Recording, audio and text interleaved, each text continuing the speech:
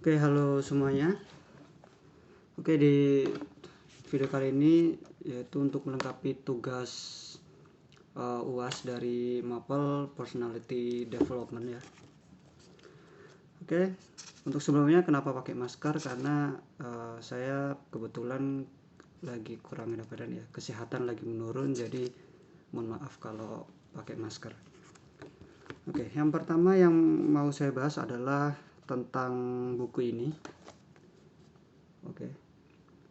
Tapi ini nggak seluruhnya saya ambil karena ini adalah langkah mudah untuk menghafal Al-Quran. Jadi nggak semua Al-Quran general lah. Jadi yang mau saya sampaikan kalian adalah untuk lebih generalisirnya, yaitu untuk menyeluruh. Ya, maksudnya apa? Saya akan membagikan sedikit ya, yaitu hal yang sedikit yang bisa diambil dari buku ini supaya bisa lebih general lagi. Oke. Yang saya bahas adalah tentang pentingnya penguatan memori atau ingatan pada orang ya. Kita pasti selalu diajarkan untuk menjadi orang yang hebat atau sukses itu pasti dengan a big step, yaitu dengan banyak sekali step yang menurut saya itu adalah suatu big step yang sebelum mencapai step itu harus ada step-step kecil yang dipenuhi ya. Contohnya kalau kita mau ujian atau mau melakukan hal yang penting, interview atau yang lain, sebenarnya penting sekali di sini kita diajarkan untuk belajar mungkin atau mempersiapkan itu. Tapi apakah guna gak sih kalau ingatan kita tuh kayak nggak kuat gitu atau lemah? Maka dari itu saya akan memberikan tips bahwa yang penting itu juga termasuk daya ingat ya. Karena kalau belajar semalaman pun, belajar kayak gimana pun, kalau ingatan kita nggak kuat ya buat apa gitu. Dalam buku ini yang bisa kita ambil pertama yaitu langsung ke step yang keempat, yaitu step yang ini. Step yang keempat ya, bisa lihat, yaitu menguatkan keyakinan diri kita dan kata-kata positif ya.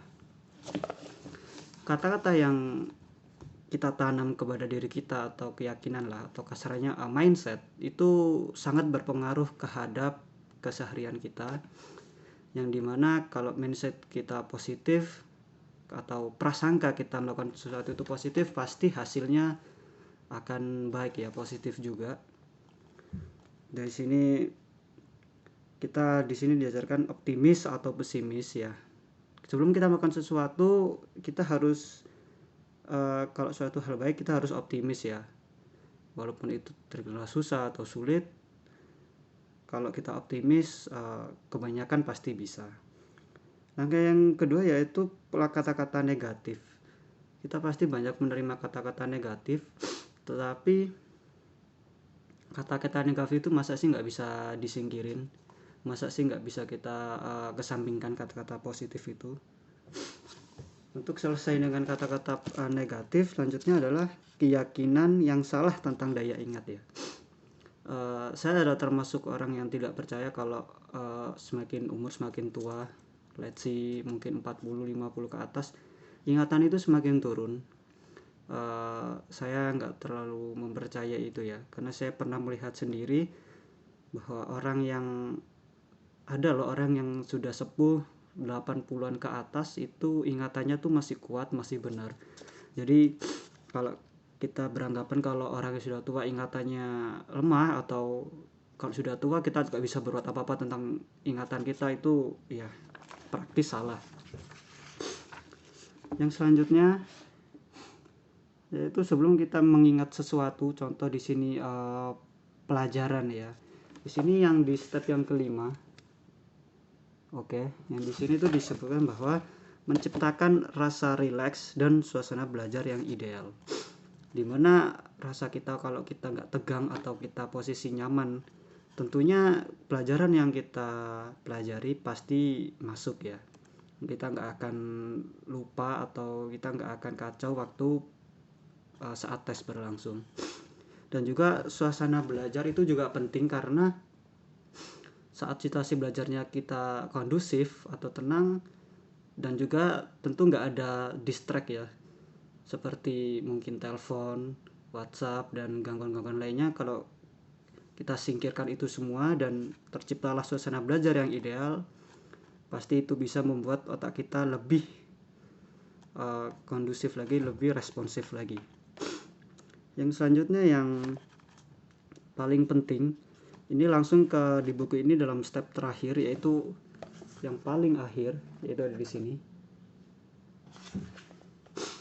yaitu akal yang sehat terdapat dalam tubuh yang sehat. Nah, kalau kita ingin otak kita bekerja dengan baik, tentu kita harus menjaga kesehatan. Contohnya di sini yang paling diremehkan oleh sebagian besar orang ya, yaitu di sini yaitu tidur ya. Banyak orang yang begadang sampai ya mungkin bisa sampai jam 5 lebih, yang padahal jam-jam 10 atau jam 9 sampai pagi itu adalah waktu untuk tidur, yaitu adalah satu-satunya waktu untuk tidur. Kenapa begitu?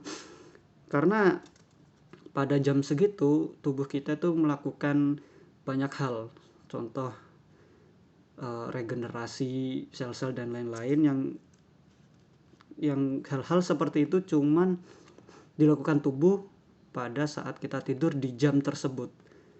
Nah, ketika kita nggak tidur, otomatis tubuh nggak bisa melakukan tugasnya dengan optimal, sehingga pasti akan berdampak dengan tubuh kita.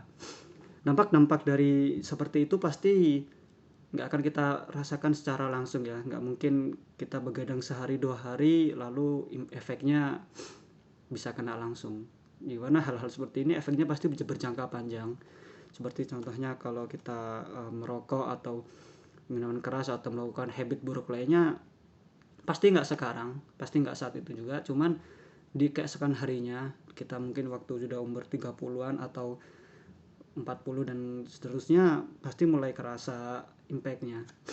Yang kedua, hal yang penting selain tidur yang cukup dan tidur yang benar, ada juga minum air putih, dimana air putih itu adalah satu-satunya minuman yang bagus untuk mengganti cairan tubuh ya.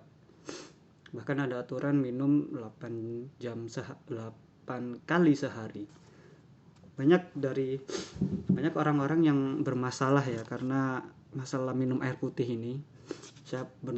Saya pernah menjumpai nggak satu nggak dua, cuman banyak orang yang bermasalah kesehatannya. Waktu ditanya sebabnya, ternyata simple, yaitu kurang minum air putih. Ini juga berpengaruh dalam kesehatan. Yang ketiga, pasti banyak orang yang melalaikan ini, yaitu olahraga. Apalagi di zaman kayak sekarang, olahraga nggak jarang ya orang yang melakukan olahraga. Jadi yang mau saya sampaikan bahwa olahraga itu penting ya, atau seminggu sekali atau bahkan tiap hari berapa menit itu penting. Dan olahraga ini juga ada waktunya. Kita nggak bisa olahraga dengan waktu yang semau kita gitu. Contoh yang paling baik adalah olahraga paling telat itu adalah 2 jam sebelum kita tidur. Ini pernah dijelaskan pada salah satu videonya Dr. Tirta.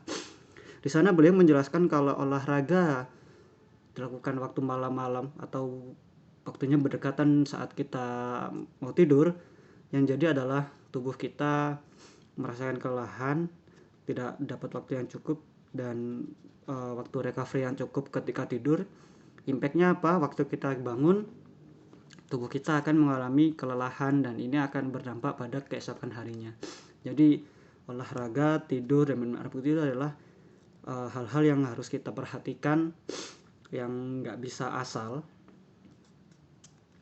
Mungkin yang terakhir yang akan saya sampaikan di sini adalah makanlah makanan yang menyehatkan. Ya, ini mungkin akan saya jelaskan simple sedikit saja. Makanan yang kita makan itu pasti agak ada efeknya terhadap tubuh kita.